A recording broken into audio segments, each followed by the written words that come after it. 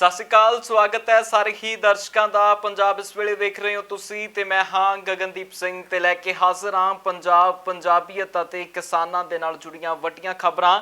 ਸਭ ਤੋਂ ਪਹਿਲਾਂ ਰੁੱਖ ਵੱਡੀ ਖਬਰ ਤੇ ਵੱਲ ਕਰਾਂਗੇ। ਵੱਡੀ ਖਬਰ ਸੁਪਰੀਮ ਕੋਰਟ ਦੇ ਵੱਲੋਂ ਬਣਾਈ ਗਈ ਕਮੇਟੀ ਦੇ ਨਾਲ ਜੁੜੀ ਹੋਈ ਹੈ। ਸੁਪਰੀਮ ਕੋਰਟ ਦੇ ਵੱਲੋਂ ਬਣਾਈ ਗਈ ਕਮੇਟੀ ਦਾ ਵੱਡਾ ਹਿੱਸਾ ਮੰਨੇ ਜਾਂਦੇ ਭੁਪਿੰਦਰ ਸਿੰਘ ਮਾਨ ਦੇ ਵੱਲੋਂ ਅਸਤੀਫਾ ਦੇ ਦਿੱਤਾ ਗਿਆ। ਕਮੇਟੀ ਦੇ ਵਿੱਚੋਂ 4 ਮੈਂਬਰੀ ਕਮੇਟੀ ਸੁਪਰੀਮ ਕੋਰਟ ਦੇ ਵੱਲੋਂ ਬਣਾਈ ਗਈ ਸੀ, ਜਿਸ ਕਮੇਟੀ ਦੇ ਵਿੱਚ ਵੱਡੇ ਆਗੂ ਮੰਨੇ ਜਾ ਰਹੇ ਸੀ ਭੁਪਿੰਦਰ ਸਿੰਘ ਮਾਨ ਦੇ ਅਸਤੀਫੇ ਦੇ ਨਾਲ ਕਮੇਟੀ ਨੂੰ ਵੱਡਾ ਝਟਕਾ ਹੈ, ਕਿਉਂਕਿ ਭੁਪਿੰਦਰ ਸਿੰਘ ਮਾਨ ਦਾ ਲਗਾਤਾਰ ਵਿਰੋਧ ਹੋ ਰਿਹਾ ਸੀ ਤੇ ਕਿਸਾਨ ਆਗੂਆਂ ਦਾ ਕਹਿਣਾ ਸੀ ਕਿ ਭੁਪਿੰਦਰ ਸਿੰਘ ਮਾਨ ਪਹਿਲਾਂ ਤੋਂ ਹੀ ਇਹਨਾਂ ਖੇਤੀ ਕਾਨੂੰਨਾਂ ਦੇ ਹੱਕ ਦੇ ਵਿੱਚ ਨੇ, ਜਿਸ ਕਰਕੇ ਭੁਪਿੰਦਰ ਸਿੰਘ ਮਾਨ ਦੇ ਵਿਰੋਧ ਦੀਆਂ ਲਗਾਤਾਰ ਸੋਸ਼ਲ ਮੀਡੀਆ ਦੇ ਉੱਤੇ ਵੀ ਚਰਚਾਵਾਂ ਸੀ ਅਤੇ ਕਿਸਾਨ ਆਗੂਆਂ ਦੇ ਵੱਲੋਂ ਵੀ ਚੈਨਲਾਂ ਦੇ ਉੱਤੇ ਬੈਠ ਕੇ ਭੁਪਿੰਦਰ ਸਿੰਘ ਮਾਨ ਦਾ ਵਿਰੋਧ ਕੀਤਾ ਜਾ ਰਿਹਾ ਸੀ, ਜਿਸ ਤੋਂ ਬਾਅਦ ਭੁਪਿੰਦਰ ਸਿੰਘ ਮਾਨ ਦੇ ਵੱਲੋਂ ਇਸ ਕਮੇਟੀ ਦਾ ਹਿੱਸਾ ਬਣਨ ਦੇ ਚੱਲਦਿਆਂ ਅਸਤੀਫਾ ਦੇ ਦਿੱਤਾ ਗਿਆ। ਭੁਪਿੰਦਰ ਸਿੰਘ ਮਾਨ ਦੱਸ ਦਈਏ ਕਿ ਵੱਡੇ ਆਗੂ ਨੇ ਭੁਪਿੰਦਰ ਸਿੰਘ ਮਾਨ ਜਿਨ੍ਹਾਂ ਨੇ ਅਸਤੀਫਾ ਦਿੱਤਾ ਹੈ ਤੇ ਭੁਪਿੰਦਰ ਸਿੰਘ ਮਾਨ ਨੇ ਆਪਣੇ ਅਸਤੀਫਾ ਦਿੰਦਿਆਂ ਲਿਖਿਆ ਹੈ ਕਿ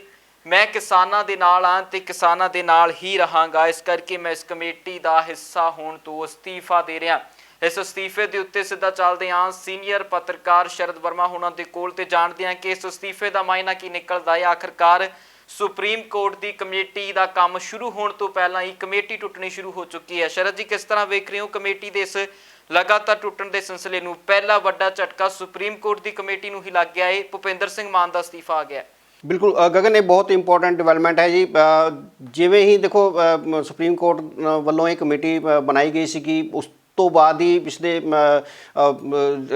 ਕਿਸਾਨੀ ਜਿਹੜੇ ਹੈਗੇ ਜੀ ਉਹਨਾਂ ਦਾ ਕਿਸਾਨ ਜਿਹੜੇ ਆਗੂ ਹੈਗੇ ਉਹਨਾਂ ਦੇ ਪ੍ਰਤੀਕਰਮ ਉਹਨਾਂ ਦੇ ਰਿਐਕਸ਼ਨਸ ਆਉਣੇ ਸ਼ੁਰੂ ਹੋ ਗਏ ਸੀ। ਹਾਲਾਂਕਿ ਉਹਨਾਂ ਨੇ ਪਹਿਲਾਂ ਹੀ ਕਹਿਤਾ ਸੀਗਾ ਜੀ, ਸਰਕਾਰ ਦੀ ਜੋ ਪੇਸ਼ਕਸ਼ ਹੋਈ ਸੀਗੀ ਵੀ ਅਸੀਂ ਕਮੇਟੀ ਬਣਾ ਦਿੰਦੇ ਹਾਂ ਜੀ, ਇਸ 'ਤੇ ਵਿਚਾਰ ਕਰ ਲਏਗੀ, ਤਾਂ ਉਹਨਾਂ ਨੇ ਪਹਿਲਾਂ ਹੀ ਉਸ ਨੂੰ ਖਾਰਜ ਕਰਤਾ ਸੀਗਾ ਕਿ ਵੀ ਅਸੀਂ ਜੋ ਹੈ ਆਪਣੇ ਸੰਘਰਸ਼ ਦੇ ਜ਼ਰੀਏ ਹੀ ਇਸ ਜੋ ਕਾਨੂੰਨਾਂ ਨੂੰ ਅਸੀਂ ਵਾਪਸ ਲੈਣਾ ਹੈ ਜੀ। ਔਰ ਸੁਪਰੀਮ ਕੋਰਟ ਨੂੰ ਵੀ ਉਹਨਾਂ ਨੇ ਦੇਖੋ ਪੂਰੇ ਮਾਨ ਸਤਿਕਾਰ ਨਾਲ ਮਨਾ ਕਰਤਾ ਤਾਂ ਸੀਗਾ ਕਿ ਵੀ ਅਸੀਂ ਇਸ ਕਮੇਟੀ ਦੇ ਅੱਗੇ ਪੇਸ਼ ਨਹੀਂ ਹੋਣਾ ਹੈਗਾ। ਤੇ ਕਿਤੇ ਨਾ ਕਿਤੇ ਉਹਨਾਂ ਦੀ ਜੋ ਐਫੀਲੀਏਸ਼ਨਸ ਹੈ ਜਾਂ ਕੋਈ ਪਾਸਟ ਦੀਆਂ ਜੋ ਐਫੀਲੀਏਸ਼ਨਸ ਰਹੀਆਂ ਜਾਂ ਉਹਨਾਂ ਦਾ ਪਾਸਟ ਦੇ ਵਿੱਚ ਜੋ ਇਸ ਅੰਦੋਲਨ ਨੂੰ ਲੈ ਕੇ ਰਿਹਾ ਜੀ ਬਿਹੇਵੀਅਰ, ਉਹਨਾਂ ਨੇ ਸਟੈਂਡ ਜੋ ਰਿਹਾ ਉਹਨਾਂ ਦਾ ਜੀ, ਇਹਨਾਂ ਨੇ ਕਿਤੇ ਨਾ ਕਿਤੇ ਸਾਰੇ ਮੈਂਬਰਾਂ ਨੇ ਕਿਸੇ ਨਾ ਕਿਸੇ ਟਾਈਮ ਇਹਨਾਂ ਜਿਹੜੇ ਨਵੀਂ ਖੇਤੀ ਕਾਨੂੰਨਾਂ ਦੀ ਐਪਰੀਸ਼ੀਏਸ਼ਨ ਕੀਤੀ ਹੈ ਜੀ। ਤੇ ਉਸ ਤੇ ਲੈ ਕੇ ਉਸ ਗੱਲ ਨੂੰ ਲੈ ਕੇ ਕਿਸਾਨਾਂ ਦੇ ਵਿੱਚ ਇਸ ਕਮੇਟੀ ਦੇ ਵਿੱਚ ਪ੍ਰਤੀ ਕੋਈ ਜ਼ਿਆਦਾ ਉਹ ਨਹੀਂ ਸੀਗਾ, ਉਹਨਾਂ ਦੀ ਵੈਸੇ ਵੀ ਮੰਗ ਨਹੀਂ ਸੀਗੀ ਜੀ। ਤੇ ਉਸ ਤੋਂ ਬਾਅਦ ਇੱਦਾਂ ਦੀ ਗੱਲਾਂ ਆ ਰਹੀਆਂ ਸੀ ਵੀ ਇਹਨਾਂ ਨੇ ਪਹਿਲਾਂ ਹੀ ਜਦੋਂ ਇਹਨਾਂ ਦਾ ਮਾਈਂਡ ਸੈਟ ਇੱਦਾਂ ਦਾ ਕਿ ਵੀ ਕਾਨੂੰਨ ਜਿਹੜੇ ਹੈਗੇ ਜੀ ਫਾਇਦੇਮੰਦ ਹੈਗੇ ਕਿਸਾਨਾਂ ਦੇ ਲਈ, ਤਾਂ ਉਸ ਕਮੇਟੀ ਦਾ ਕੁਝ ਹੋ ਨਹੀਂ ਰਹਿ ਜਾਂਦਾ ਸੀਗਾ। ਹੁਣ ਦੇਖਣਾ ਹੈ ਕਿ ਵੀ ਜਿਵੇਂ ਹੁਣ ਇਹਨਾਂ ਨੇ ਮਾਨ ਸਾਹਿਬ ਨੇ ਕਰਤਾ ਹੈਗਾ ਜੀ ਰਿਜ਼ਾਈਨ, ਤੇ ਬਾਕੀ ਦੇ ਜਿਹੜੇ ਮੈਂਬਰ ਰਹਿ ਗਏ ਜੀ 3, ਉਹਨਾਂ ਦਾ ਕੀ ਹੁੰਦਾ ਹੈਗਾ ਜੀ। ਬਿਲਕੁਲ, ਭੁਪਿੰਦਰ ਸਿੰਘ ਮਾਨ ਦਾ ਅਸਤੀਫਾ ਬਹੁਤ ਵੱਡਾ ਇੱਕ ਖਬਰ ਦਾ ਹਿੱਸਾ ਬਣ ਰਿਹਾ ਹੈ, ਕਿਉਂਕਿ ਭੁਪਿੰਦਰ ਸਿੰਘ ਮਾਨ ਵੱਡਾ ਨਾਮ ਸੀ ਸੁਪਰੀਮ ਕੋਰਟ ਦੀ ਕਮੇਟੀ ਦਾ। ਸ਼ਰਦ ਜੀ, ਬਹੁਤ ਬਹੁਤ ਧੰਨਵਾਦ ਇਸ ਖਬਰ ਦੇ ਉੱਤੇ ਚਰਚਾ ਕਰਨ ਦੇ ਲਈ। ਤੇ ਹੁਣ ਸਿੱਧਾ ਚੱਲਦੇ ਹਾਂ ਸੀਨੀਅਰ ਪੱਤਰਕਾਰ ਸੁਰਿੰਦਰ ਡੱਲਾ ਹੋਣਾ ਦੇ ਵੱਲ, ਉਹਨਾਂ ਤੋਂ ਜਾਣਦੇ ਹਾਂ ਕਿ ਉਸ ਆਖਿਰਕਾਰ ਇਸ ਖਬਰ ਦੇ ਉੱਤੇ ਉਹਨਾਂ ਦਾ ਪੁਆਇੰਟ ਆਫ ਵਿਊ ਕੀ ਹੈ, ਕਿਸ ਤਰ੍ਹਾਂ ਵੇਖ ਰਹੇ ਨੇ ਭੁਪਿੰਦਰ ਸਿੰਘ ਮਾਨ ਦੇ ਇਸ ਕਮੇਟੀ ਦੇ ਵਿੱਚੋਂ ਅਸਤੀਫੇ ਨੇ, ਕਿਉਂਕਿ ਲਗਾਤਾਰ ਕਮੇਟੀ ਨੇ ਹਜੇ ਕੰਮ ਸ਼ੁਰੂ ਕਰਨਾ ਸੀ। ਚਰਚਾਵਾਂ ਸੀ ਕਿ ਕਮੇਟੀ 10 ਦਿਨਾਂ ਦੇ ਅੰਦਰ ਅੰਦਰ ਕੰਮ ਸ਼ੁਰੂ ਕਰੇਗੀ, ਪਰ ਕਮੇਟੀ ਦਾ ਕੰਮ ਸ਼ੁਰੂ ਹੋਣ ਤੋਂ ਪਹਿਲਾਂ ਹੀ ਭੁਪਿੰਦਰ ਸਿੰਘ ਮਾਨ ਦਾ ਅਸਤੀਫਾ, ਇਹ ਕਹਿ ਕੇ ਕਿ ਕਮੇਟੀ ਦਾ ਹਿੱਸਾ ਮੈਨੂੰ ਬਣਾਇਆ, ਇਸ ਦੇ ਲਈ ਸੁਪਰੀਮ ਕੋਰਟ ਦਾ ਧੰਨਵਾਦ ਕਰਦੇ ਹਾਂ, ਪਰ ਮੈਂ ਕਿਸਾਨਾਂ ਦੇ ਨਾਲ ਹਾਂ, ਇਸ ਕਰਕੇ ਅਸਤੀਫੇ ਦੀ ਪੇਸ਼ਕਸ਼। ਕਿਸ ਤਰ੍ਹਾਂ ਵੇਖ ਰਹੇ ਹੋ ਡੱਲਾ ਜੀ? ਸੁਪਰੀਮ ਕੋਰਟ ਦੀ ਕਮੇਟੀ ਦੇ ਵਿੱਚੋਂ ਇੱਕ ਵੱਡਾ ਨਾਮ ਪਰੇ ਹੋ ਚੁੱਕਿਆ ਹੈ ਭੁਪਿੰਦਰ ਸਿੰਘ ਮਾਨ। ਸੋ ਇਹ ਆਪਣੇ ਆਪ ਦੇ ਵਿੱਚ ਇੱਕ ਬਹੁਤ ਵੱਡੀ ਖਬਰ ਹੈ। ਭੁਪਿੰਦਰ ਸਿੰਘ ਮਾਨ ਜਿਹੜੇ ਕਿ ਬਹੁਤ ਵੱਡੇ ਐਕਸਪਰਟ ਨੇ ਖੇਤੀਬਾੜੀ ਦੇ, ਔਰ ਸੁਪਰੀਮ ਕੋਰਟ ਵੱਲੋਂ ਜਿਹੜੀ ਕਮੇਟੀ ਬਣਾਈ ਗਈ ਸੀ ਉਹਦੇ ਵਿੱਚ ਵੀ ਇਹਨਾਂ ਦਾ ਨਾਮ ਹੈ ਜਿਹੜਾ ਪਾਇਆ ਗਿਆ ਸੀ 4 ਮੈਂਬਰੀ ਕਮੇਟੀ ਦਾ। ਪਰ ਇਹਨਾਂ ਨੇ ਚਿੱਠੀ ਲਿਖੀ ਸੁਪਰੀਮ ਕੋਰਟ ਨੂੰ ਔਰ ਇਹ ਕਿਹਾ ਕਿ ਮੈਂ ਬਹੁਤ ਨਿਮਰਤਾ ਸਹਿਤ ਆਪਣਾ ਨਾਮ ਹੈ ਜਿਹੜਾ ਇਸ ਕਮੇਟੀ ਤੋਂ ਬਾਹਰ ਰੱਖਣਾ ਚਾਹੁੰਦਾ। ਅਸਲ ਦੇ ਵਿੱਚ ਗਗਨ ਸਥਿਤੀ ਇਹ ਹੈ ਕਿ ਭੁਪਿੰਦਰ ਸਿੰਘ ਮਾਨ ਹੁਣੀ ਵੀ ਇਸ ਗੱਲ ਨੂੰ ਸਮਝ ਰਹੇ ਨੇ ਕਿ ਪੰਜਾਬ ਦੇ ਕਿਸਾਨਾਂ ਦਾ ਦਬਾਅ ਕਿੰਨਾ ਹੈ, ਦੇਸ਼ ਦੇ ਕਿਸਾਨਾਂ ਦਾ ਦਬਾਅ ਕਿੰਨਾ ਹੈ, ਔਰ ਜਿਹੜੀ ਸਾਡੇ ਮੁਲਕ ਦੀ ਸਰਕਾਰ ਹੈ, ਮੁਲਕ ਦੀ ਸਰਕਾਰ ਕਾਨੂੰਨ ਰੱਦ ਕਰਨ ਵਾਲੇ ਪਾਸੇ ਨਹੀਂ ਚੱਲ ਰਹੀ, ਔਰ ਕੇਂਦਰ ਸਰਕਾਰ ਦੇ ਮੰਤਰੀਆਂ ਔਰ ਕਿਸਾਨਾਂ ਦੇ ਵਿੱਚ ਜਿਹੜੀ ਗੱਲਬਾਤ ਹੁੰਦੀ ਹੈ ਉਹ ਗੱਲਬਾਤ ਵੀ ਕੋਈ ਬਹੁਤ ਹੀ ਉਸਾਰੂ ਦਿਸ਼ਾ 'ਚ ਨਹੀਂ ਚੱਲ ਰਹੀ। ਔਰ ਜਿਸ ਤਰੀਕੇ ਨਾਲ ਪਹਿਲੇ ਸਮਿਆਂ ਦੇ ਵਿੱਚ ਜਿਹੜੇ ਸਾਰੇ ਵੱਖ-ਵੱਖ ਖੇਤੀ ਮਾਹਰ ਨੇ ਉਹਨਾਂ ਨੇ ਆਪਣੇ ਓਪੀਨੀਅਨ ਇਹਨਾਂ ਖੇਤੀ ਕਾਨੂੰਨਾਂ ਦੇ ਬਾਰੇ ਰੱਖੇ ਨੇ, ਉਸ ਤੋਂ ਬਾਅਦ ਇੱਕ ਬਹੁਤ ਵੱਡਾ ਦਬਾਅ ਹੈ ਜਿਹੜਾ ਕਿਸਾਨਾਂ ਦਾ ਪੈਦਾ ਹੋ ਗਿਆ। ਹਾਲਾਂਕਿ ਕਮੇਟੀ ਦਾ ਨਾਮ ਐਲਾਨ ਹੋਣ ਤੋਂ ਪਹਿਲਾਂ ਹੀ ਕਹਿ ਦਿੱਤਾ ਸੀ ਕਿਸਾਨ ਜਥੇਬੰਦੀਆਂ ਨੇ ਕਿ ਅਸੀਂ ਸੁਪਰੀਮ ਕੋਰਟ ਦੀ ਕਮੇਟੀ ਅੱਗੇ ਨਹੀਂ ਜਾਵਾਂਗੇ, ਸਾਡਾ ਮਕਸਦ ਹੈ ਸਿਰਫ ਸਰਕਾਰ ਦੇ ਨਾਲ ਇਸ ਮਸਲੇ ਨੂੰ ਨਿਬੇੜਨਾ, ਕਾਨੂੰਨ ਰੱਦ ਕਰਾ ਕੇ। ਸੋ ਕਿਸਾਨਾਂ ਦਾ ਜਿਹੜਾ ਸੰਘਰਸ਼ ਹੈ ਉਹ ਸਰਕਾਰ ਦੇ ਨਾਲ ਨੇ। ਉਹਨਾਂ ਦਾ ਇਹ ਕਹਿਣਾ ਕਿ ਸਾਡਾ ਸੁਪਰੀਮ ਕੋਰਟ ਨਾਲ ਕੋਈ ਝਗੜਾ ਨਹੀਂ, ਅਸੀਂ ਸੁਪਰੀਮ ਕੋਰਟ ਦਾ ਤਾਂ ਸਤਿਕਾਰ ਕਰਦੇ ਹਾਂ, ਪਰ ਅਗਰ ਕਿਸੇ ਕਮੇਟੀ ਦੇ ਅੱਗੇ ਸੁਪਰੀਮ ਕੋਰਟ ਦੀ ਅਸੀਂ ਨਹੀਂ ਜਾਵਾਂਗੇ ਕਿਉਂਕਿ ਇਹਦਾ ਅਧਿਕਾਰ ਖੇਤਰ ਸਰਕਾਰ ਹੈ। ਸੋ ਮੈਨੂੰ ਇਹ ਲੱਗਦਾ ਹੈ ਕਿ ਕਿਸਾਨਾਂ ਨੇ ਵੀ ਕਾਨੂੰਨੀ ਰਸਤਾ ਤਲਾਸ਼ ਕਰਕੇ ਆਪਣੀ ਜਿਹੜੀ ਰਾਹ ਚੁਣੀ ਹੈ। ਔਰ ਭੁਪਿੰਦਰ ਸਿੰਘ ਮਾਨ ਉਹਨਾਂ ਦੇ ਅਸਤੀਫੇ ਤੋਂ ਬਾਅਦ ਮੈਨੂੰ ਇਹ ਲੱਗਦਾ ਕਿ ਸਾਡੀ ਸੁਪਰੀਮ ਕੋਰਟ ਨੂੰ ਚਾਹੀਦਾ ਹੈ ਕਿ ਬਹੁਤ ਚੰਗਾ ਹੋਵੇ ਅਗਰ ਸੁਪਰੀਮ ਕੋਰਟ ਕਿਸਾਨ ਜਥੇਬੰਦੀਆਂ ਨੂੰ ਕਵੇ ਕਿ ਤੁਸੀਂ ਆਪਣੇ ਨਾਮ ਸੁਝਾਓ, ਸਰਕਾਰ ਨੂੰ ਕਵੇ ਕਿ ਤੁਸੀਂ ਆਪਣੇ ਨਾਂ ਸੁਝਾਓ।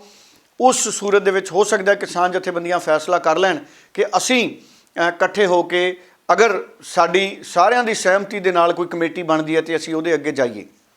ਪਰ ਇਹ ਕਿਸਾਨਾਂ ਦਾ ਆਪਣਾ ਫੈਸਲਾ ਕਿਉਂਕਿ ਉਹ ਇਸ ਅੰਦੋਲਨ 'ਚ ਲੱਗੇ ਹੋਏ ਨੇ। ਪਰ ਭੁਪਿੰਦਰ ਸਿੰਘ ਮਾਨ ਉਹਨਾਂ ਵੱਲੋਂ ਕਮੇਟੀ 'ਚ ਨਾਮ ਵਾਪਸ ਲਿਆ ਗਿਆ, ਉਹਦੇ ਨਾਲ ਮੈਨੂੰ ਇਹ ਲੱਗਦਾ ਕਿ ਘੱਟੋ ਘੱਟ ਸੁਪਰੀਮ ਕੋਰਟ ਨੂੰ ਜ਼ਰੂਰ ਇਸ ਵਕਤ ਇਹ ਅਹਿਸਾਸ ਹੋ ਰਿਹਾ ਹੋਊਗਾ ਕਿ ਕਿੰਨੀ ਅਹਿਮੀਅਤ ਵਾਲੇ ਕਾਨੂੰਨ ਨੇ, ਔਰ ਸੁਪਰੀਮ ਕੋਰਟ ਇਸ ਕਮੇਟੀ ਦੇ ਜ਼ਰੀਏ ਸਮਝਣਾ ਚਾਹੁੰਦੀ ਸੀ ਕਿ ਇਹਨਾਂ ਦਾ ਫਾਇਦਾ ਕੀ ਹੈ, ਇਹਨਾਂ ਦਾ ਨੁਕਸਾਨ ਕੀ ਹੈ। ਦੇਖੋ ਮੈਨੂੰ ਇਹ ਲੱਗਦਾ ਗਗਨ, ਸੁਪਰੀਮ ਕੋਰਟ ਸਿੱਧੇ ਤੌਰ ਤੇ ਕਾਨੂੰਨ ਰੱਦ ਨਹੀਂ ਕਰ ਸਕਦੀ।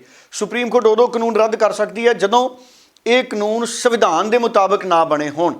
ਸੋ ਇਸ ਕਰਕੇ ਇਸ ਕਮੇਟੀ ਦੇ ਜ਼ਰੀਏ ਸੁਪਰੀਮ ਕੋਰਟ ਕੋਲੇ ਬਹੁਤ ਸਾਰੇ ਤੱਥ ਆਉਣੇ ਹੈ ਔਰ ਉਹਨਾਂ ਤੱਥਾਂ ਤੋਂ ਬਾਅਦ ਸੁਪਰੀਮ ਕੋਰਟ ਕੋਈ ਫੈਸਲਾ ਲਊਗੀ। ਮੈਨੂੰ ਇਹ ਲੱਗਦਾ ਕਿ ਹੁਣ ਸੁਪਰੀਮ ਕੋਰਟ ਜਿਹੜੇ ਮੈਂਬਰ ਬਣਾਏ ਨੇ ਸੁਪਰੀਮ ਕੋਰਟ ਨੇ, ਹੁਣ ਦੇਖਦੇ ਹਾਂ ਵੀ ਕੀ ਉਹ ਭੁਪਿੰਦਰ ਸਿੰਘ ਮਾਨ ਉਹਨਾਂ ਦੀ ਜਗ੍ਹਾ ਕਿਸੇ ਹੋਰ ਮੈਂਬਰ ਨੂੰ ਚੁਣਦੇ ਨੇ ਜਾਂ ਪੂਰੀ ਕਮੇਟੀ ਨੂੰ ਖਤਮ ਕਰਕੇ ਨਵੇਂ ਸਿਰੇ ਤੋਂ ਨਾਵਾਂ ਦੀ ਮੰਗ ਕਰਨਗੇ ਕਿਸਾਨਾਂ ਤੋਂ ਔਰ ਸਰਕਾਰਾਂ ਤੋਂ, ਤੇ ਸੁਪਰੀਮ ਕੋਰਟ ਫੇਰ ਕੋਈ ਕਮੇਟੀ ਬਣਾਉਂਦੀ ਹੈ। ਖੈਰ ਹੁਣ ਇਹ ਸਭ ਕੁਝ ਆਉਣ ਵਾਲੇ ਦਿਨਾਂ 'ਚ ਸਾਨੂੰ ਪਤਾ ਲੱਗੂਗਾ। ਡੱਲਾ ਜੀ ਬਹੁਤ ਬਹੁਤ ਧੰਨਵਾਦ ਇਸ ਖਬਰ ਦੇ ਉੱਤੇ ਵਿਸਥਾਰ ਦੇ ਨਾਲ ਚਰਚਾ ਕਰਨ ਦੇ ਲਈ। ਤੇ ਹੁਣ ਵਧਾਂਗੇ ਅਗਲੀ ਖਬਰ ਦੇ ਵੱਲ। ਅੰਨਦਾਤਾ ਲਗਾਤਾਰ ਆਪਣੀਆਂ ਹੱਕੀ ਮੰਗਾਂ ਨੂੰ ਲੈ ਕੇ ਦਿੱਲੀ ਦੀਆਂ ਵਰੂਹਾਂ ਦੇ ਉੱਤੇ ਡਟਿਆ ਹੋਇਆ ਹੈ ਤੇ ਅੰਨਦਾਤੇ ਦੀਆਂ ਮੰਗਾਂ ਦੇ ਚੱਲਦਿਆਂ ਉਹਨਾਂ ਦੇ ਪਰਿਵਾਰ ਵੀ ਦਿੱਲੀ ਦੀਆਂ ਵਰੂਹਾਂ ਦੇ ਉੱਤੇ ਨੇ। ਮੌਸਮ ਵਿਭਾਗ ਦੇ ਵੱਲੋਂ ਠੰਡ ਦੇ ਵਧਣ ਦੀਆਂ ਚੇਤਾਵਨੀਆਂ ਲਗਾਤਾਰ ਦਿੱਤੀਆਂ ਜਾ ਰਹੀਆਂ ਨੇ ਤੇ ਹੁਣ ਮੌਸਮ ਵਿਭਾਗ ਨੇ ਔਰੇਂਜ ਅਲਰਟ ਪੰਜਾਬ, ਹਰਿਆਣਾ, ਦਿੱਲੀ ਸਮੇਤ ਦੇਸ਼ ਦੇ ਵੱਖ-ਵੱਖ ਹਿੱਸਿਆਂ ਦੇ ਲਈ ਕੀਤਾ ਹੈ ਕਿ ਆਉਣ ਵਾਲੇ ਦਿਨਾਂ ਦੇ ਵਿੱਚ ਸੀਤ ਹਵਾਵਾਂ ਦੇ ਕਾਰਨ ਠੰਡ ਦੇ ਵਿੱਚ ਹੋਰ ਵਾਧਾ ਹੋ ਸਕਦਾ ਹੈ, ਜਿਸ ਦੇ ਚੱਲਦਿਆਂ ਜ਼ਰੂਰਤ ਪੈਣ ਤੇ ਹੀ ਘਰੋਂ ਬਾਹਰ ਨਿਕਲਿਆ ਜਾਵੇ, ਨਹੀਂ ਤਾਂ ਘਰਾਂ ਦੇ ਵਿੱਚ ਬੈਠ ਕੇ ਇਸ ਠੰਡ ਤੋਂ ਬਚਣ ਦੀ ਕੋਸ਼ਿਸ਼ ਕਰੋ। ਪਰ ਦੂਜੇ ਪਾਸੇ ਕਿਸਾਨ ਅਤੇ ਉਹਨਾਂ ਦੇ ਪਰਿਵਾਰ ਲਗਾਤਾਰ ਸੰਘਰਸ਼ ਦੇ ਉੱਤੇ ਨੇ ਤੇ ਅੱਜ ਦਿੱਲੀ ਦੇ ਵਿੱਚ ਬੈਠੇ ਇਹਨਾਂ ਕਿਸਾਨਾਂ ਨੂੰ 50 ਦਿਨਾਂ ਦੇ ਕਰੀਬ ਦਾ ਸਮਾਂ ਹੋ ਚੁੱਕਿਆ ਹੈ ਤੇ ਇਸ ਸਮੇਂ ਦੇ ਦੌਰਾਨ ਸੰਘਰਸ਼ ਨੇ ਕਈ ਕਿਸਮ ਦੇ ਉਤਰਾਅ ਚੜਾਅ ਵੇਖੇ ਨੇ ਤੇ ਕਈ ਤਿਉਹਾਰ ਅਜਿਹੇ ਨੇ ਜੋ ਸੰਘਰਸ਼ ਨੇ ਉਸੇ ਦਿੱਲੀ ਦੀਆਂ ਵਰੂਹਾਂ ਦੇ ਉੱਤੇ ਕੱਟ ਲਏ ਨੇ। ਬੇਸ਼ੱਕ ਇਸ ਮੌਕੇ ਦੇ ਉੱਤੇ ਦੀਵਾਲੀ ਦੀ ਗੱਲ ਕਰੀਏ, ਗੁਰਪੁਰਬ ਦੀ ਗੱਲ ਕਰੀਏ, ਛੋਟੇ ਸਾਹਿਬਜ਼ਾਦਿਆਂ ਦੀ ਸ਼ਹਾਦਤ ਦਾ ਦਿਨ ਹੋਵੇ, ਵੱਡੇ ਸਾਹਿਬਜ਼ਾਦਿਆਂ ਦੀ ਸ਼ਹਾਦਤ ਦੇ ਦਿਨ ਹੋਣ, ਜਾਂ ਫਿਰ ਇਸੇ ਤੋਂ ਅੱਗੇ ਗੁਰਪੁਰਬ ਦੀ ਗੱਲ ਹੋਵੇ, ਜਾਂ ਫਿਰ ਹੁਣ ਲੋਹੜੀ ਵਰਗੇ ਪਵਿੱਤਰ ਤਿਉਹਾਰ ਦੀ ਗੱਲ ਹੋਵੇ, ਇਸ ਤਿਉਹਾਰ ਨੂੰ ਵੀ ਕਿਸਾਨਾਂ ਨੇ ਵਰੂਹਾਂ ਦੇ ਉੱਤੇ ਹੀ ਮਨਾਇਆ ਹੈ ਤੇ ਕਿਸਾਨ ਜਥੇਬੰਦੀਆਂ ਦੇ ਵੱਲੋਂ ਇਸ ਮੌਕੇ ਦੇ ਉੱਤੇ ਲੋਹੜੀ ਦੇ ਅੱਗ ਦੇ ਵਿੱਚ ਕਿਸਾਨਾਂ ਨੂੰ ਪੇਸ਼ ਕੀਤੇ ਗਏ ਉਹਨਾਂ ਖੇਤੀ ਕਾਨੂੰਨਾਂ ਨੂੰ ਸਾੜਿਆ ਹੈ, ਜਿਨ੍ਹਾਂ ਖੇਤੀ ਕਾਨੂੰਨਾਂ ਨੂੰ ਲੈ ਕੇ ਲਗਾਤਾਰ ਉਹ ਪ੍ਰਦਰਸ਼ਨ ਕਰ ਰਹੇ ਨੇ।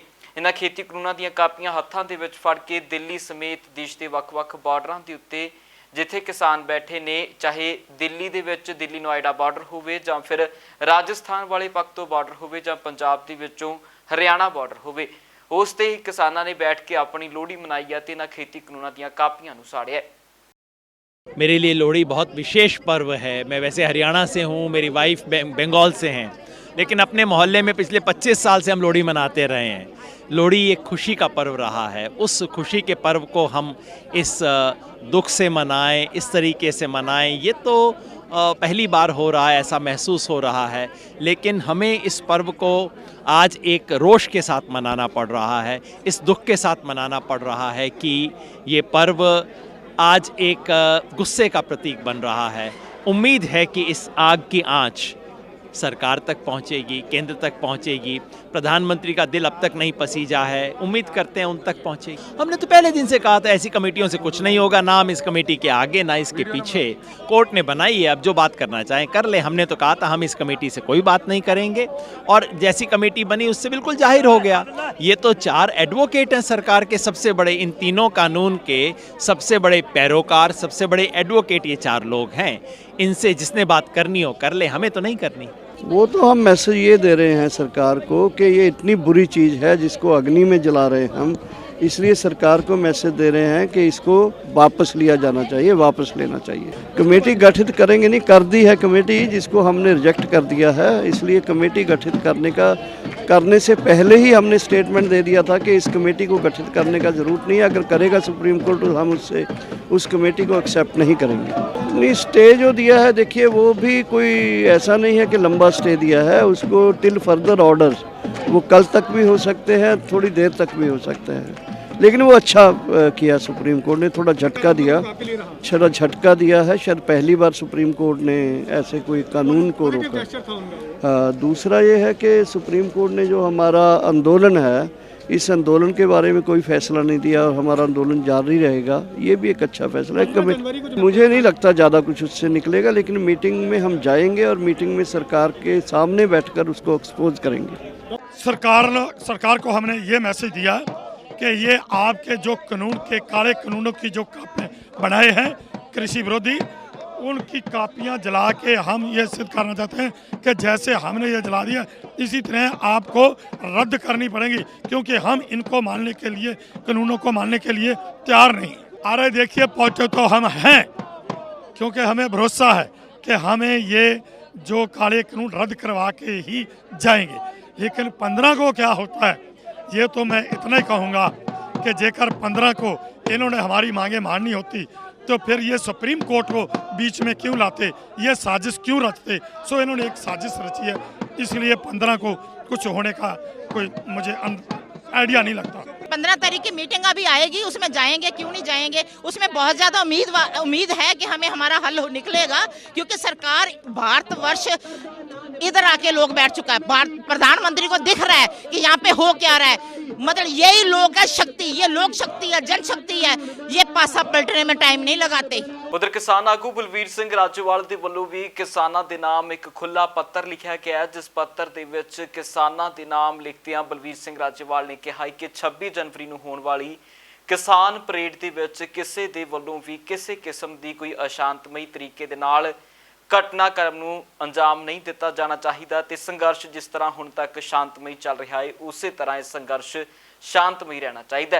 इस पत्र दे विच बलवीर सिंह राजेवाल लिखते ने, सत्कारयोग किसान भरावो, इस वेले असीं केंद्र सरकार वालों बनाए 3 किसान विरोधी कानून रद्द करवाउण लई अंदोलन कर रहे हैं। जिस सिरड़ अते अनुशासन दे नाल तुसीं शांतमई रह के इह अंदोलन नूं हुण तक चलाया है, दुनिया दी कोई भी मिसाल इस अंदोलन दे बराबर नहीं मिलती। इतिहास विच दुनिया का सब तो लंबा समा, सब तो वध लोकां दी शमूलीयत वाला पूर्ण शांतमई अंदोलन हो निबड़िया। पूरे संसार दीआं अखां इस नूं तीव्रता नाल देख रहीआं ने। दुनिया भर दे विच बैठे पंजाबी अते आम भारती लोक आपो अपना योगदान पाउण हित थां-थां ते धरने जलूस कढ रहे ने अते इस अंदोलन दे विच हाज़री लवा रहे ने। ਇਹ केवल किसानों का अंदोलन नहीं रहा, देश के हर वर्ग ने इन्हां कानूनों के माड़े प्रभाव नूं समझ के इस विच अपनी शमूलीयत दर्ज करवाई है। अज यह देश भर दे विच जन अंदोलन बन चुकिया है। पंजाब तो शुरू होया अंदोलन हरियाणा, यूपी, उत्तराखंड, राजस्थान, मध्य प्रदेश, महाराष्ट्र और देश के बाकी सूबों तक फैल चुके हैं। भरावो, हमेशा तुहानूं बार-बार एक अपील करता रहा, वो ये है कि अंदोलन केवल उही सफल हुंदा है जो पूर्ण शांतमई रहे। जदों भी अंदोलन विच हिंसा आई तां पतन शुरू हो जाता है। तुसीं इस नूं हुण तक शांतमई रखिया, उस लई मैं तुहाडा धन्नवादी हाँ। अंदोलन हमेशा पड़ावार अगे वधदे रहिंदे ने।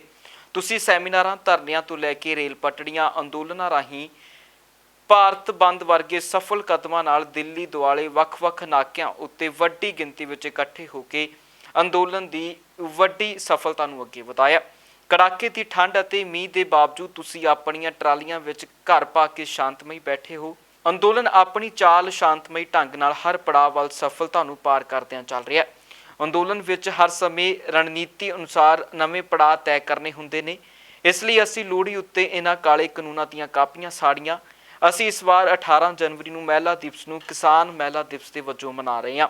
दसम पिता साहिब श्री गुरु गोबिंद सिंह जी के प्रकाश दिहाड़े भाव 20 जनवरी नूं असीं संकल्प दिवस वजों मनावांगे अते खास तौर के उत्ते सतगुरां दे शब्द देह शिवावर मोहे है दे गायन करके अंदोलन विच शांतमई रहण दा संकल्प लवांगे। ਸੁਭਾਸ਼ ਚੰਦਰ ਬੋਸ ਦੀ ਜਯੰਤੀ ਦੇ ਮੌਕੇ 23 ਜਨਵਰੀ ਨੂੰ ਆਜ਼ਾਦ ਹਿੰਦ ਕਿਸਾਨ ਦਿਵਸ ਵਜੋਂ ਮਨਾਵਾਂਗੇ। ਹਰ ਸਾਲ ਦੀ ਵਾਂਗ 26 ਜਨਵਰੀ ਦਾ ਗਣਤੰਤਰ ਦਿਵਸ ਹੈ। ਅਸੀਂ ਇਸ ਦਿਨ ਵੱਡੀ ਗਿਣਤੀ ਵਿੱਚ ਦਿੱਲੀ ਦੇ ਬਾਰਡਰਾਂ ਦੇ ਨਾਕਿਆਂ ਤੋਂ ਕਿਸਾਨ ਪਰੇਡ ਕਰਾਂਗੇ। ਉਸ ਤੋਂ ਬਾਅਦ ਪੜਾਅ ਉਦੋਂ ਤੱਕ ਜਾਰੀ ਰੱਖਾਂਗੇ ਜਦੋਂ ਤੱਕ ਅੰਦੋਲਨ ਸਫਲ ਨਹੀਂ ਹੋ ਨਿਬੜਦਾ। ਹੋਰ ਕਈ ਖਾਸ ਗੱਲਾਂ ਨੇ ਜੋ ਬਲਵੀਰ ਸਿੰਘ ਰਾਜੇਵਾਲ ਦੇ ਵੱਲੋਂ ਇਸ ਪੱਤਰ ਦੇ ਵਿੱਚ ਲਿਖੀਆਂ ਗਈਆਂ ਨੇ। ਇਸ ਪੱਤਰ ਦੇ ਵਿੱਚ ਕੀ ਕੁਝ ਖਾਸ ਹੈ ਤੇ ਇਸ ਪੱਤਰ ਦਾ ਮਕਸਦ ਕੀ ਹੈ, ਇਸ ਦੇ ਬਾਰੇ ਵਿਸਥਾਰ ਦੇ ਨਾਲ ਜਾਣਨ ਲਈ ਚੱਲਦੇ ਹਾਂ ਸਿੱਧਾ ਸਾਡੇ ਸਹਿਯੋਗੀ ਸੀਨੀਅਰ ਪੱਤਰਕਾਰ ਸ਼ਰਦ ਵਰਮਾ ਹੋਣਾ ਦੇ ਵੱਲ। ਵਰਮਾ ਜੀ, ਕਿੱਦਾਂ ਵੇਖ ਰਹੇ ਹੋ ਜੋ ਇਹ ਪੱਤਰ ਬਲਵੀਰ ਸਿੰਘ ਰਾਜੇਵਾਲ ਦੇ ਵੱਲੋਂ ਲਿਖਿਆ ਗਿਆ ਹੈ? ਇਸ ਪੱਤਰ ਦੇ ਵਿੱਚ ਬਲਵੀਰ ਸਿੰਘ ਰਾਜੇਵਾਲ ਨੇ ਜਿਹੋ ਜਿਹੀਆਂ ਟਿੱਪਣੀਆਂ ਕੀਤੀਆਂ ਨੇ, ਜਿਹੋ ਜਿਹਾ ਸ਼ਾਂਤਮਈ ਤਰੀਕੇ ਦੇ ਨਾਲ 26 ਜਨਵਰੀ ਦੇ ਸੰਘਰਸ਼ ਨੂੰ ਅੱਗੇ ਵਧਾਉਣ ਦੀ ਗੱਲ ਕੀਤੀ ਹੈ, ਇਸ ਪੱਤਰ ਤੋਂ ਸੰਦੇਸ਼ ਕੀ ਲੈ ਰਹੇ ਹੋ? ਗਗਨ, ਬਹੁਤ ਵਧੀਆ ਇਹਨਾਂ ਨੇ ਪੱਤਰ ਲਿਖਿਆ ਹੈਗਾ। ਰਾਜੇਵਾਲ ਸਾਹਿਬ ਬੜੇ ਸੀਨੀਅਰ ਕਿਸਾਨ ਆਗੂ ਨੇ ਤੇ ਬਹੁਤ ਸਮਝਦਾਰ ਨੇ। ਇਹਨਾਂ ਨੂੰ ਦੇਖੋ ਖਦਸ਼ਾ ਹੈ ਔਰ ਜੋ ਖਦਸ਼ਾ ਹੈ ਜਾਇਜ਼ ਵੀ ਹੈ ਕਿ ਵੀ ਹੁਣ ਤੱਕ ਦਾ ਜਿਹੜਾ ਅੰਦੋਲਨ ਰਿਹਾ, ਕਿਸਾਨੀ ਅੰਦੋਲਨ, ਇਤਿਹਾਸ ਦੇ ਵਿੱਚ ਇਸ ਦੀ ਮਿਸਾਲ ਦਿੱਤੀ ਜਾਵੇਗੀ ਜੀ। ਜਿਸ ਤਰ੍ਹਾਂ ਨਾਲ ਹੁਣ ਤੱਕ ਸ਼ਾਂਤਮਈ ਰਿਹਾ, ਇੱਕ ਅੱਧੀ ਛੋਟੀ ਮੋਟੀ ਘਟਨਾ ਛੱਡ ਦਿੱਤੀ, ਬਹੁਤ ਵਧੀਆ ਰਿਹਾ, ਜਿਸ ਨੂੰ ਪੂਰੇ ਵਰਲਡ ਲੈਵਲ ਤੇ ਜਿਸ ਨੂੰ ਐਪਰੀਸ਼ੀਏਟ ਕੀਤਾ ਗਿਆ। ਉਧਰ ਮਾਘੀ ਦੇ ਪਵਿੱਤਰ ਦਿਹਾੜੇ ਦੇ ਮੌਕੇ ਦੇ ਉੱਤੇ ਸੱਚਖੰਡ ਸ੍ਰੀ ਹਰਿਮੰਦਰ ਸਾਹਿਬ ਦੇ ਵਿੱਚ ਵੀ ਸੰਗਤਾਂ ਨਤਮਸਤਕ ਹੋਣ ਦੇ ਲਈ ਪਹੁੰਚ ਰਹੀਆਂ ਨੇ। ਸੰਗਤਾਂ ਦਾ ਵੱਡਾ ਇਕੱਠ ਇਸ ਮੌਕੇ ਦੇ ਉੱਤੇ ਸੱਚਖੰਡ ਸ੍ਰੀ ਦਰਬਾਰ ਸਾਹਿਬ ਦੇ ਗਲਿਆਰੇ ਦੇ ਵਿੱਚ ਨਜ਼ਰ ਆਇਆ ਤੇ ਸੰਗਤਾਂ ਇਸ ਮੌਕੇ ਦੇ ਉੱਤੇ ਇਸ਼ਨਾਨ ਕਰਕੇ ਮਾਘੀ ਦੇ ਇਸ ਪਵਿੱਤਰ ਦਿਹਾੜੇ ਦੇ ਮੌਕੇ ਤੇ ਗੁਰਬਾਣੀ ਸਰਵਣ ਕਰ ਰਹੀਆਂ ਨੇ ਤੇ ਆਪਣਾ ਜੀਵਨ ਸਫਲਾ ਕਰ ਰਹੀਆਂ ਨੇ। ਜਿਵੇਂ ਕਿ ਅੱਜ ਮੱਸਿਆ ਵੀ ਆ ਤੇ ਲੋਹੜੀ ਦਾ ਵੀ ਤਿਉਹਾਰ ਆ, ਸੰਗਤਾਂ ਅੱਗੇ ਵੀ ਇੱਥੇ ਆਉਂਦੀਆਂ ਸੀ, ਅੱਜ ਵੀ ਸੰਗਤਾਂ ਆਈਆਂ ਨੇ, ਸੰਗਤਾਂ ਦੇ ਵਿੱਚ ਪੂਰਾ ਉਤਸ਼ਾਹ ਆ। ਪਰ ਜਿਹੜਾ ਕਿਸਾਨੀ ਇੱਕ ਜਿਹੜਾ ਮੁੱਦਾ ਚੱਲ ਰਿਹਾ, ਕਿਸਾਨ ਜਿਹੜੇ ਧਰਨਿਆਂ ਤੇ ਬੈਠੇ ਨੇ, ਉਹਦਾ ਕਰਕੇ ਇੱਕ ਚਿੰਤਾ ਵਾ। ਉਹ ਜਿਹੜੇ ਇੱਥੇ ਆਏ ਉਹ ਵੀ ਇੱਕ ਖੁਸ਼ੀ ਨਹੀਂ ਗੀ। ਜੇ ਕਿਤੇ ਉਹ ਮਸਲਾ ਸਭ ਤੋਂ ਵੱਡਾ ਤੇ ਉਹ ਵਾ ਕਿ ਉਹ ਹੱਲ ਹੋਵੇ ਤੇ ਸਾਰੀਆਂ ਸੰਗਤਾਂ ਇੱਥੇ ਹੋਰ ਇੱਥੇ ਰੌਣਕਾਂ ਜਿਹੜੀਆਂ ਉਹ ਵੱਧ ਸਕਦੀਆਂ ਨੇ ਜੇ ਉਹ ਮਸਲਾ ਹੱਲ ਹੋਵੇ, ਜਿਹੜੇ ਅੱਗੇ ਵੀ ਤਿਉਹਾਰ ਆਉਣ ਵਾਲੇ। ਅਸੀਂ ਚਾਹੁੰਦੇ ਹਾਂ ਕਿ ਜਿੰਨੇ ਵੀ ਕਿਸਾਨ ਜਿਹੜੇ ਧਰਨਿਆਂ ਤੇ ਬੈਠੇ ਆ ਉਹ ਖੁਸ਼ੀ ਲਈ ਤੇ ਬੈਠੇ ਨਹੀਂ, ਦੁੱਖ ਲਈ ਬੈਠੇ ਆ ਤੇ ਉਹ ਮਸਲਾ ਮੇਨ ਉਹਨਾਂ ਦੀ ਗੱਲ ਹੈ ਕਿ ਉਹਨਾਂ ਦਾ ਮਸਲਾ ਜਿਹੜਾ ਵਾ ਉਹ ਹੱਲ ਕਰਵਾਉਣ ਵਾਸਤੇ ਬੈਠੇ ਆ। ਬਾਕੀ ਉਹ ਵੀ ਅਸੀਂ ਚਾਹੁੰਦੇ ਆ ਕਿ ਆਪਣੇ ਪਰਿਵਾਰਾਂ 'ਚ ਆਣ ਕੇ ਬਹਿਣ, ਬੱਚਿਆਂ 'ਚ ਬੈਠਣ ਤੇ ਜਿਹੜਿਆਂ ਦੇ ਨਾਲ ਆ ਵਧੀਕੀਆਂ ਉਹ ਮਤਲਬ ਕਿ ਡੈਥ ਹੋ ਗਈ ਹੈ ਜਿਨ੍ਹਾਂ ਕਿਸਾਨਾਂ ਦੀ, ਕਿ ਸਰਕਾਰਾਂ ਨੂੰ ਹੁਣ ਚਾਹੀਦਾ ਵਾ ਕਿ ਜਿਹੜੇ ਧਰਨਿਆਂ ਤੇ ਬੈਠੇ ਸੀ, ਦੁਖੀ ਹੋ ਕੇ ਉੱਥੇ ਬੈਠੇ ਗਏ ਨੇ, ਉਹਨਾਂ ਦੀ ਇੱਕ ਤਾਂ ਪਰਿਵਾਰਾਂ ਦੀ ਹੁਣ ਵੱਧ ਤੋਂ ਵੱਧ ਮਾਲੀ ਮਦਦ ਜਿਹੜੀ ਉਹ ਕਰਨ। ਅਸੀਂ ਇਹ ਚਾਹੁੰਦੇ ਹਾਂ ਕਿ ਸਾਰਿਆਂ ਦੇ ਹੱਕ ਵਿੱਚ ਜਿਹੜੀ ਇਹ ਗੱਲ ਹੋਣੀ ਚਾਹੀਦੀ। ਕੇਂਦਰ ਸਰਕਾਰ ਨੂੰ ਪਰਮਾਤਮਾ ਸਬਕ ਬਖਸ਼ੇ ਕਿ ਉਹ ਕਿਸਾਨਾਂ ਦੀ ਜਿਹੜੀ ਉਹ ਗੱਲ ਮੰਨ ਲੈਣ ਤੇ ਉਹ ਵੀ ਆਪਣੇ ਜਿਹੜੇ ਪਰਿਵਾਰਾਂ ਦੇ ਨਾਲ ਆ ਕੇ ਵਾਪਸ ਜਿਹੜੀ ਆਪਣੀ ਜ਼ਿੰਦਗੀ ਸ਼ੁਰੂ ਕਰਨ। ਸੱਚਖੰਡ ਸ੍ਰੀ ਹਰਿਮੰਦਰ ਸਾਹਿਬ ਅੱਜ ਤੁਸੀਂ ਪਹੁੰਚੋ, ਆਪਣੇ ਵਾਸਤੇ ਤੇ ਅਰਦਾਸ ਕੀਤੀ, ਕਿਸਾਨਾਂ ਵਾਸਤੇ ਅਰਦਾਸ ਕੀਤੀ ਗਈ। ਬਿਲਕੁਲ, ਅਸੀਂ ਉਹਨਾਂ ਦੇ ਨਾਲ ਹਾਂ, ਅਸੀਂ ਅਰਦਾਸ ਕਰ ਰਹੇ ਹਾਂ ਕਿ ਉਹ ਆਪਣਾ ਜਿਹੜਾ ਵੀ ਮੋਰਚਾ ਫਤਿਹ ਕਰਕੇ ਫਿਰ ਹੀ ਵਾਪਸ ਸਾਡੇ ਜਿਹੜੇ ਵੀਰ ਨੇ ਉਹ ਘਰਾਂ ਵਿੱਚ ਵਾਪਸ ਆਉਣ। ਅੱਜ ਮਾਘੀ ਦਾ ਬੜਾ ਪਵਿੱਤਰ ਦਿਹਾੜਾ ਜੀ ਔਰ ਸਿੱਖ ਇਤਿਹਾਸ ਦੇ ਵਿੱਚ ਇਹ ਖਾਸ ਮਹਾਨਤਾ ਰੱਖਦਾ ਵਾ। ਔਰ ਅੱਜ ਦੇ ਦਿਨ ਤੁਹਾਨੂੰ ਪਤਾ ਮੁਕਤਸਰ ਸਾਹਿਬ ਵਿਖੇ ਮਾਘੀ ਦਾ ਜਿਹੜਾ 40 ਮੁਕਤਿਆਂ ਦੇ ਸੰਬੰਧ ਵਿੱਚ ਮੇਲਾ ਮਨਾਇਆ ਜਾਂਦਾ ਵਾ। ਸਿੱਖ ਇਤਿਹਾਸ ਦੇ ਵਿੱਚ ਬੜੀ ਉੱਚੀ ਥਾਂ ਰੱਖਦੇ ਨੇ ਉਹ ਤੇ ਬੜੀ ਅਸੀਂ ਉਹਨੂੰ ਅੱਜ ਸ਼ਰਧਾਂਜਲੀ ਭੇਟ ਕਰਨਾ ਹੈ ਕਿਉਂਕਿ ਮੁਕਤਸਰ ਸਾਹਿਬ ਤੋਂ ਜਾ ਨਹੀਂ ਸਕੇ ਤੇ ਦਰਬਾਰ ਸਾਹਿਬ ਸ੍ਰੀ ਅੰਮ੍ਰਿਤਸਰ ਵਿਖੇ ਪਹੁੰਚ ਕੇ ਅਸੀਂ ਮਤਲਬ ਉਹਨਾਂ ਦੀ ਯਾਦ ਵਿੱਚ ਉਹਨਾਂ ਨੂੰ ਅਸੀਂ ਸ਼ਰਧਾਂਜਲੀ ਭੇਟ ਕਰਨ ਆਏ ਹਾਂ ਔਰ ਗੁਰੂ ਰਾਮਦਾਸ ਜੀ ਦਾ ਆਸ਼ੀਰਵਾਦ ਲੈਣ ਆਏ ਹਾਂ। ਜਿੱਥੇ ਪਰਿਵਾਰਾਂ ਵਾਸਤੇ ਅਰਦਾਸ ਕੀਤੀ ਜਾ ਰਹੀ ਹੈ, ਜਿਹੜੇ ਕਿਸਾਨ ਦਿੱਲੀ ਦੇ ਸਰਹੱਦਾਂ ਤੇ ਬੈਠੇ ਹੋਏ ਉਹਨਾਂ ਤੇ ਵੀ ਅਰਦਾਸ ਕੀਤੀ ਜਾ ਰਹੀ ਹੈ ਜੀ। ਜ਼ਰੂਰ ਜੀ, ਜ਼ਰੂਰ। ਉਹ ਤਾਂ ਸਾਡੀ ਮਤਲਬ ਜਿੰਦ ਜਾਨ ਆ, ਸਾਡਾ ਉਹਨਾਂ ਨਾਲ ਭਾਵਨਾਵਾਂ ਜੁੜੀਆਂ ਹੋਈਆਂ ਵਾ। ਸਾਡੀ ਕਿਸਾਨੀ ਜਿਹੜੀ ਆ ਜੇ ਉਹ ਖਤਮ ਹੋ ਗਈ ਤੇ ਸਭ ਕੁਝ ਹੀ ਖਤਮ ਹੋ ਜਾਊਗਾ। ਇਸ ਕਰਕੇ ਉਹਨਾਂ ਵਾਸਤੇ ਅਰਦਾਸ ਤੇ ਜ਼ਰੂਰ ਕਰਾਂਗੇ ਜੀ, ਰੋਜ਼ ਕਰੀਦੀ ਆ। ਉਧਰ ਪੰਜਾਬ ਦੇ ਵਿੱਚ ਨਗਰ ਨਿਗਮ ਚੋਣਾਂ ਨੂੰ ਲੈ ਕੇ ਵੀ ਸਿਆਸਤ ਲਗਾਤਾਰ ਭਖਦੀ ਜਾ ਰਹੀ ਹੈ। ਦਲਜੀਤ ਸਿੰਘ ਚੀਮਾ ਰੂਪਨਗਰ ਦੇ ਵਿੱਚ ਪਹੁੰਚੇ, ਜਿੱਥੇ ਉਹਨਾਂ ਪਹੁੰਚਦਿਆਂ ਹੀ ਕਾਂਗਰਸ ਅਤੇ ਆਮ ਆਦਮੀ ਪਾਰਟੀ ਦੇ ਉੱਤੇ ਤਿੱਖੇ ਨਿਸ਼ਾਨੇ ਕੱਸਣੇ ਸ਼ੁਰੂ ਕਰ ਦਿੱਤੇ। ਆਮ ਆਦਮੀ ਪਾਰਟੀ ਦੇ ਵਿਧਾਇਕ ਦੇ ਉੱਤੇ ਟਿੱਪਣੀ ਕਰਦਿਆਂ ਦਲਜੀਤ ਸਿੰਘ ਚੀਮਾ ਦਾ ਕੀ ਕੁਝ ਕਹਿਣਾ ਹੈ ਉਹ ਸੁਣਦੇ ਹਾਂ ਤੇ ਨਾਲ ਹੀ ਕਾਂਗਰਸ ਦੇ ਉੱਤੇ ਵੀ ਸਿਆਸੀ ਰਗੜਾ ਦਲਜੀਤ ਸਿੰਘ ਚੀਮਾ ਦੇ ਵੱਲੋਂ ਲਗਾਇਆ ਗਿਆ। ਬੀਜੇਪੀ ਦਾ ਪੰਜਾਬ ਦੇ ਵਿੱਚ ਬਿਲਕੁਲ ਖਾਤਮਾ ਹੋਣ ਵਾਲਾ ਕੰਮ। ਉਹਨਾਂ ਦੇ ਕੈਂਡੀਡੇਟ ਵੀ ਸਿੰਬਲ ਤੋਂ ਭੱਜੇ ਦੇਖ ਲਓ। ਹੁਣ ਵੀ ਸ਼ਹਿਰ ਦੇ ਵਿੱਚ ਕੋਈ ਪੋਸਟਰ ਵੀ ਲਾ ਦਿੱਤਾ, ਕੋਈ ਪ੍ਰਧਾਨ ਮੰਤਰੀ ਦੀ ਜਾਂ ਚੋਣ ਨਿਸ਼ਾਨ ਦੀ ਫੋਟੋ ਨਹੀਂ ਲਾਉਂਦਾ, ਕਿਉਂਕਿ ਇੰਨੀ ਉਮੀਦ ਨਹੀਂ ਸੀ ਲੋਕਾਂ ਨੇ ਕੀਤੀ ਜਿੱਡਾ ਵੱਡਾ ਧੋਖਾ ਕਾਂਗਰਸ ਪਾਰਟੀ ਨੇ ਆਮ ਆਦਮੀ ਪਾਰਟੀ ਨੇ ਦੋਵਾਂ ਪਾਰਟੀਆਂ ਦੇ ਪੰਜਾਬ ਦੇ ਲੋਕਾਂ ਦੇ ਨਾਲ ਕੀਤਾ। ਇੱਕ ਨੂੰ ਰਾਜ ਭਾਗ ਦਿੱਤਾ ਸੀ, ਇੱਕ ਨੂੰ ਵਿਰੋਧੀ ਧਿਰ ਦੀ ਜ਼ਿੰਮੇਵਾਰੀ ਦਿੱਤੀ। ਲੇਕਿਨ ਦੋਨਾਂ ਨੇ ਆਪੋ ਦੇ ਵਿੱਚ ਰਲ ਕੇ ਜੋ ਖਿਲਵਾੜ ਪੰਜਾਬ ਦੇ ਵਿੱਚ ਅਮਨ ਸ਼ਾਂਤੀ ਦਾ, ਲਾਅ ਐਂਡ ਆਰਡਰ ਦਾ ਕੀਤਾ, ਜੋ ਨੁਕਸਾਨ ਜਿਹੜਾ ਹੈਗਾ ਪੰਜਾਬ ਦੀ ਡਿਵੈਲਪਮੈਂਟ ਜਿਹੜੀ ਬਿਲਕੁਲ ਬਲੌਕ ਕਰ ਦਿੱਤੀ ਔਰ ਸਾਰੇ ਪੰਜਾਬ ਦੇ ਵਰਗਾਂ ਦੇ ਨਾਲ ਜਿਹੜਾ ਧੱਕਾ ਕੀਤਾ, ਜਿਹੜੇ ਪਹਿਲੇ ਸਕੀਮਾਂ ਚੱਲਦੀਆਂ ਸੀ ਉਹ ਵੀ ਫੇਲ ਹੋ ਗਈਆਂ ਔਰ ਟੋਟਲ ਇਸ ਵੇਲੇ ਪੰਜਾਬ ਦੇ ਵਿੱਚ ਕਿਉਸ ਹੈ। ਇਸ ਤਰ੍ਹਾਂ ਦੀ ਨੌਨ ਗਵਰਨੈਂਸ ਕਦੀ ਲੋਕਾਂ ਨੇ ਸੋਚੀ ਨਹੀਂ ਸੀ। ਪੰਜਾਬ ਇਸ ਵੇਲੇ ਦੇ ਵਿੱਚ ਫਿਲਹਾਲ ਦੇ ਲਈ ਇੰਨਾ ਹੀ। ਫਿਰ ਮੁੜ ਹਾਜ਼ਰ ਹੁੰਨੇ ਆ ਨਵੀਆਂ ਤੇ ਤਾਜ਼ਾ ਅਪਡੇਟਸ ਦੇ ਨਾਲ। ਤਦ ਤੱਕ ਲਈ ਮੈਨੂੰ ਦਿਓ ਇਜਾਜ਼ਤ। ਬਹੁਤ ਬਹੁਤ ਧੰਨਵਾਦ।